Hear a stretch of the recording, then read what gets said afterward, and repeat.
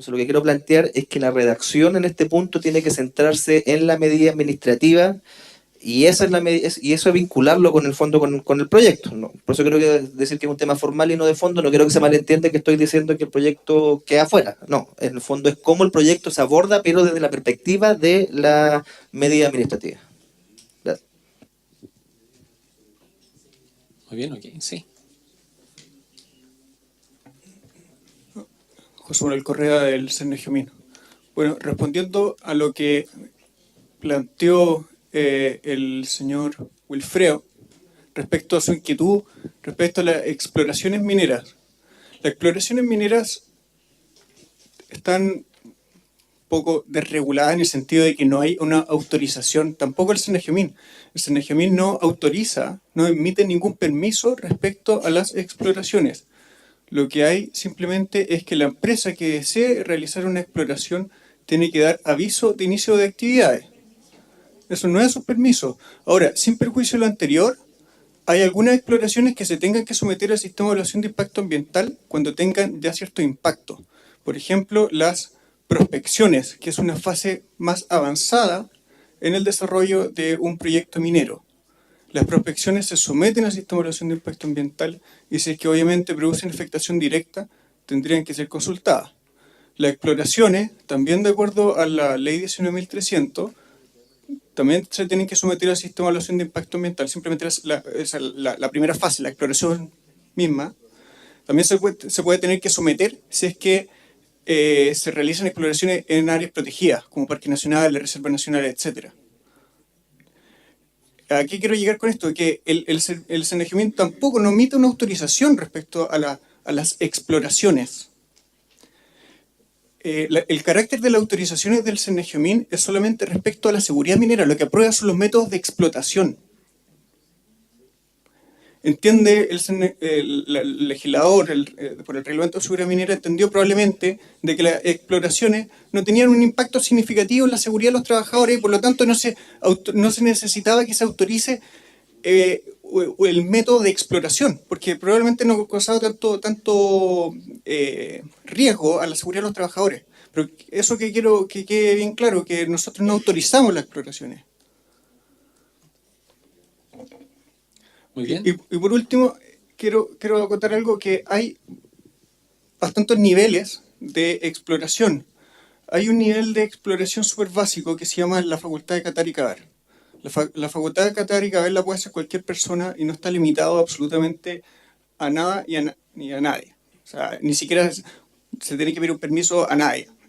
Si el territorio es abierto e inculto, cualquier persona puede realizar cateo, que es sacar algunas piedras y ver si es que hay algún tipo de mineral.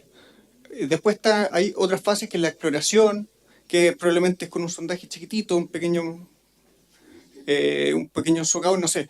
Después está la prospección y esos son los que efectivamente causan perjuicio. Y obviamente si es que se tienen que consultar y vamos a analizar la situación para que sí se hagan, pero entiendan cómo es el sistema normativo que rijan al tema de la exploración minera. Eso. Muy bien, Samuel había pedido la palabra, pero Wilfredo creo si le permites que para que el diálogo sea en esa... Sí. Bueno, entendiendo entonces la explicación que usted da, ¿cómo se explica entonces que hoy día el titular haga el hoyito que usted dice sin conocimiento de la comunidad que obviamente va a estar afectada? Porque para poder hacer ese hoyito tiene que meter maquinaria, tiene que destruir caminos, tiene que destruir tal vez patrimonio para hacer ese hoyito. Porque donde va a ser ese hoyito, el acceso, no hay una carretera al lado. No hay no creo que vaya con un helicóptero a bajar la maquinaria para poder hacer ese hoyito. Entonces, ese es el tema. Si usted lo dice de esa manera, perfecto. Pero entonces hoy día se está vulnerando más aún el derecho de nosotros, porque si usted lo explica que ni siquiera el CNGMIN o no hay una claridad de respecto a quién es el responsable dentro del Estado, ¿cómo quedamos entonces nosotros, cómo quedan nuestros derechos que siguen siendo vulnerados?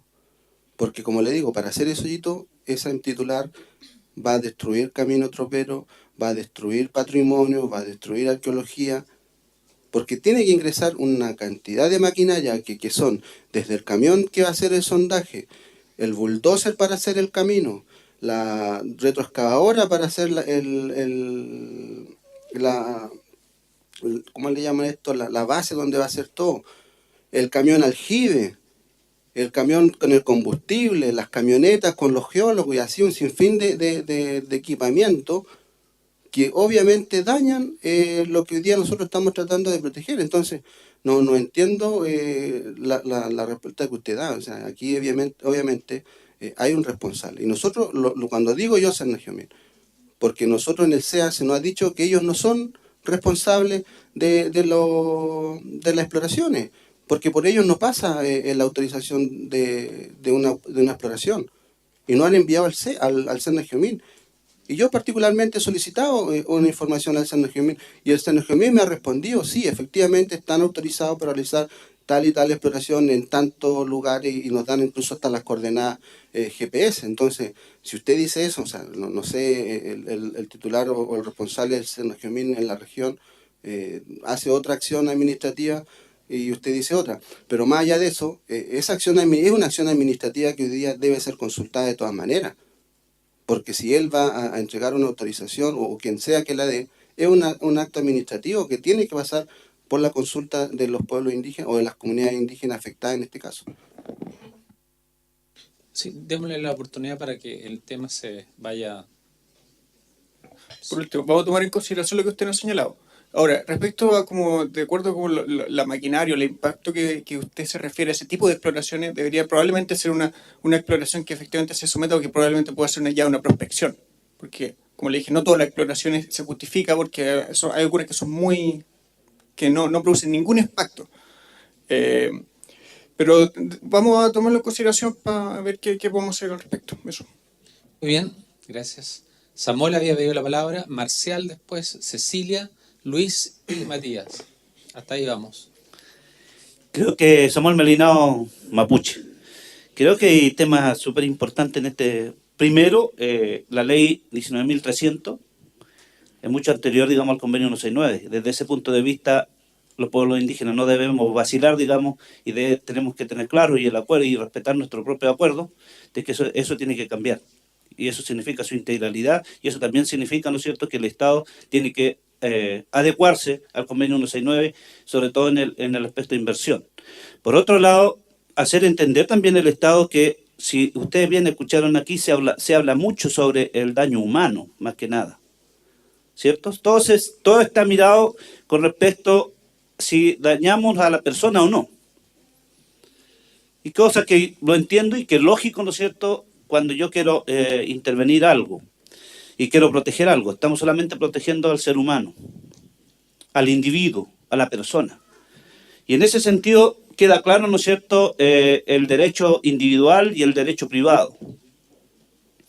Pero queda totalmente de lado el derecho colectivo, integral del entorno, el derecho de los pueblos. Entonces no se considera. Y desde ese punto primero nosotros, la visión nuestra es esa. Y por otro lado, también, ¿no es cierto?, cuando se habla de la fase y dicen, bueno, la exploración. Desde el momento, para nosotros los pueblos indígenas, desde el momento que una persona ajena a un territorio, ajena a un espacio, que interviene, automáticamente ya, ¿no es cierto?, está provocando un bien o un daño. Ello material y también espiritual. Entonces, desde ese punto de vista, llamo al Estado a analizar, y aquí entra lo que siempre hemos dicho, lo tangible e intangible. O sea, si vamos a los derechos que corresponden a los pueblos indígenas, aquí se está vulnerando, atropellando y no considerando todos los derechos, ¿no es cierto?, intangibles que tenemos los pueblos indígenas. Desde el momento que entra un profesional con todas solamente con la pura vestimenta, ya puede provocar un daño a ese espacio. Entonces, no podemos nosotros los pueblos indígenas solamente ver una frase o una palabra. Aquí es mucho más que eso. Entonces, desde ese punto de vista, creo que es muy importante también que el Estado considere y también tiene que tener claro que la ley 19.300, ¿no es cierto?, no es lo que nosotros queremos. Aquí es este reglamento tiene que estar, ¿no es cierto?, basado de acuerdo al convenio 169 y en la cual se debe acoger todo lo otro. Entonces, en ese sentido, creo que es muy importante que podamos, digamos, dialogar desde ese nivel y, por lo tanto, el tema del articulado, digamos, del proyecto de inversión, creo que solamente se le tiene que ver qué palabras vamos a usar para ello, pero también que quede claro, o sea, nosotros no vamos a, digamos, en ese sentido, no vamos a bajar los brazos, y eso es un acuerdo que lo tenemos los pueblos indígenas, y aquí el Estado va a tener que, en este sentido, ver cómo, ¿no es cierto?, sus medidas, acomoda sus medidas, ¿no es cierto?, de acuerdo al convenio 169 y de acuerdo a lo que también nosotros manifestamos por la protección y por el resguardo de nuestros propios derechos, tanto tangibles como aquellos intangibles o materiales e inmateriales. Eso, gracias. Muy bien, gracias, Samuel. Marcial tenía la palabra. Gracias. Bueno, hay varias cosas que se pueden plantear retomando lo que estamos discutiendo como consulta y como convenio en general. Decíamos al principio de las sesiones que todo el convenio de alguna manera se refleja para implementarse. Se tiene que realizar la consulta y la participación como piedra angular, tal como se ha señalado. Pero no dice que los demás artículos no tengamos que considerarlos. De hecho, quisiera también recordar que el mismo artículo 7 textualmente plantea en el número 3 que los gobiernos deberán velar porque siempre que haya lugar se efectúen estudios en cooperación con los pueblos interesados a fin de evaluar la incidencia social, espiritual y cultural y sobre el medio ambiente que las actividades de desarrollo previstas puedan tener sobre esos pueblos. Los resultados de estos estudios deberán ser considerados como criterios fundamentales para la ejecución de las actividades mencionadas. Por lo tanto, si empezamos a considerar exclusivamente un párrafo solo del convenio, yo creo que también se está perdiendo la mirada integral que nosotros le estamos dando al convenio en tanto se entiende como ley. Y así está también reconocido. O sea, el convenio es una ley en sí mismo, completo. Por lo tanto, tampoco se puede perder esa mirada. Por otro lado, cuando se plantea desde el gobierno que no son los proyectos de inversión los que se someten a consulta, sino que las medidas, nosotros compartimos también prácticamente eso. Ahora, ¿cómo entonces se permite dirigir los proyectos de inversión hacia la ley 19.300 cuando, tal como lo ha señalado el hermano Samuel, es una ley anterior al convenio y el convenio de alguna manera obliga a superar ese estándar? La pertinencia de la consulta, cuando la planteamos, en el artículo de la pertinencia, se habla que los procesos, por lo menos nosotros planteamos que el proceso de consulta se realizará de oficio cada vez que cualquier órgano competente prevea la adopción de una medida susceptible de afectar directamente a los pueblos indígenas. Entonces el concepto también se incorpora al concepto de afectación directa. ¿Cuándo se gatilla la consulta? Cuando el órgano detecta que hay una medida que nos vaya a afectar. Y cuando hablamos de órganos del Estado estamos hablando de todos, incluido el Ministerio de Medio Ambiente, incluido el CIA. O sea, desde esa lógica, incluso me permitiría yo decir, ¿por qué entonces se habla exclusivamente del CIA aparte dentro de este reglamento? O sea, no podría haber un reglamento dentro de otro reglamento. Ahora bien, en la propuesta original del gobierno, lo que nos causó a nosotros bastante problema fue la última parte de su primer párrafo. Porque si leemos su propuesta original, dice: la medida administrativa que autorice la realización de algún proyecto de inversión susceptible de afectar directamente a algún pueblo indígena, reconocido en la ley 19.253, en los términos señalados en el artículo 9 del presente reglamento, y que ingresen al sistema de evaluación de impacto ambiental, serán sometidos a los procedimientos de consulta. O sea, si ese párrafo estuviera hasta ahí, yo creo que no tendríamos mayor problema. Pero usted le agrega que se contempla la ley 19.300 en el reglamento del sistema de evaluación ambiental y nosotros decimos no, porque esa fue una discusión que además ya tuvimos en la sesión anterior. O sea, estamos haciendo un reglamento para todas las medidas administrativas legislativas.